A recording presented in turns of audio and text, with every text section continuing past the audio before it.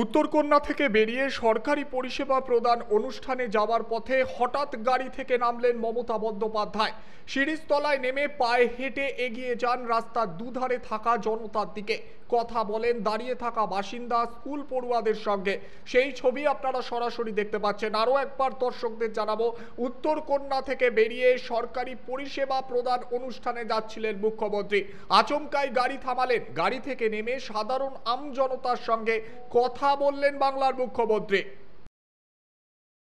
রাস্তায় দাঁড়িয়ে থাকা সাধারণ আমজনতা চেয়েছিলেন তাদের প্রিয় মুখ্যমন্ত্রী মমতা বন্দ্যোপাধ্যায়কে একবার দেখবেন। মমতা বন্দ্যোপাধ্যায় সেই চেনা নেত্রী গাড়ি থামালেন, গাড়ি থেকে নামলেন, সাধারণ মানুষের সঙ্গে হাতও মেলালেন বাংলার মুখ্যমন্ত্রী। ইতিমধ্যে উত্তরবঙ্গের সীমান্তবর্তী এলাকায় উত্তপ্ত পরিস্থিতি। রাত জেগেছেন মমতা বন্দ্যোপাধ্যায়। সারা রাত উত্তরকন্যায় বসে দেখভাল করেছেন নিরাপত্তা ব্যবস্থা। মমতা বন্দ্যোপাধ্যায় এবার একগুচ্ছ সরকারি প্রকল্পের বার্তা দেবেন বাংলার সাধারণ আমজনতাকে। উত্তরবঙ্গবাসীর হাতে একাধিক প্রকল্প তুলে দেবেন তিনি।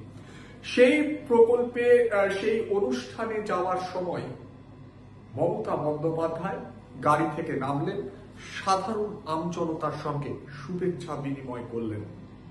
পাশাপাশি বাংলার শান্তি যাতে অটুট থাকে তারও বার্তা দিলেন মমতা বন্দ্যোপাধ্যায়।